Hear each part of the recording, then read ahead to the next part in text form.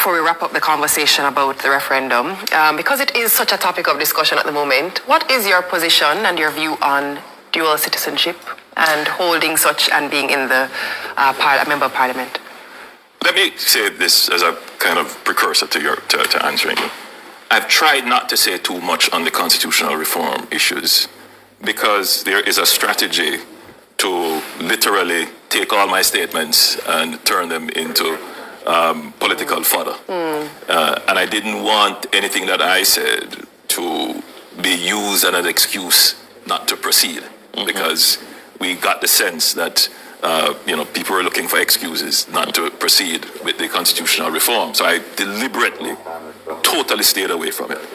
So even though I am going to be very careful and guarded, limited in any statement that I make on this matter of the dual citizenship, except what I've already said, which I was very clear in statements made when I was leader of government business in the parliament over a decade ago, that I believe that the Jamaican diaspora is much bigger than our Commonwealth, and that the Jamaican Commonwealth is our diaspora wherever they are, and that we should allow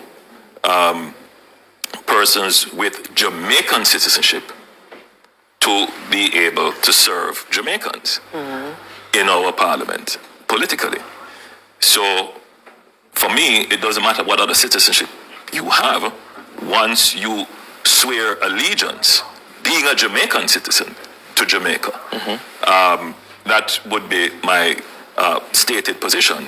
The other thing I would say is that to be the ultimate leader of a country, to be the ultimate executive leader of the country, you should have no other citizenship.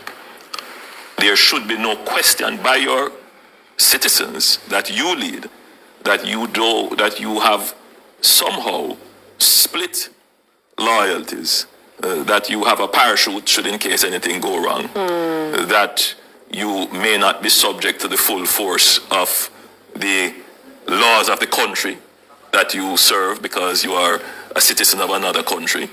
You could always find a way out.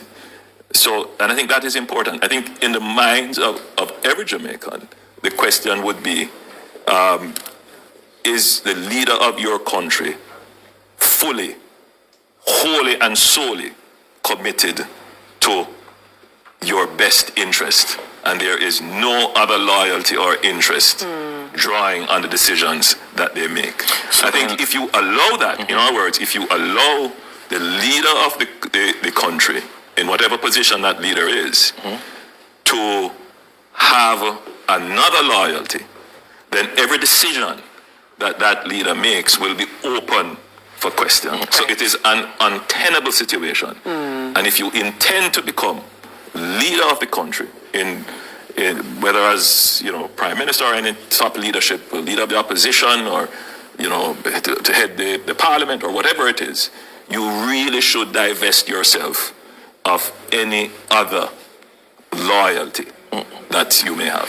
So am I taking that to mean then that, for instance, your party, I've seen members of your party over the past weekend calling for opposition leader Mark Golding to declare whether or not he is a UK citizen. You are saying then that if he is, then his position is untenable. So for two things. We believe that we must find a way to include our diaspora, our Jamaicans.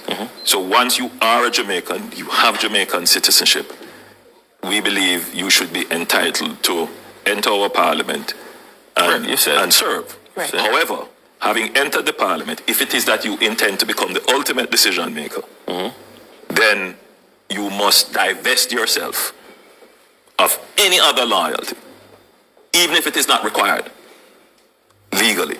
Because in the minds of the Jamaican people, or any country, they are going to want to know that their ultimate decision maker is only making decisions based upon a single, transparent, loyalty and allegiance And to that them. you're in it with us. You Yes. can't escape. You are in what we are in. And so more pointedly to my question then, that in relation to your opposition counterpart, that you're saying that his position would be untenable. I think anyone in that position would be untenable. And not just that, I think it would be incurable. In other words, having gone ahead to say, I want to lead the country ultimately, and not having taken that step before, you can't cure it afterwards, because already the question is, then why didn't you do this before? Why did you carry us along and not declare this to us? On the back of you mentioning So it's cure not it. just untenable, it's incurable.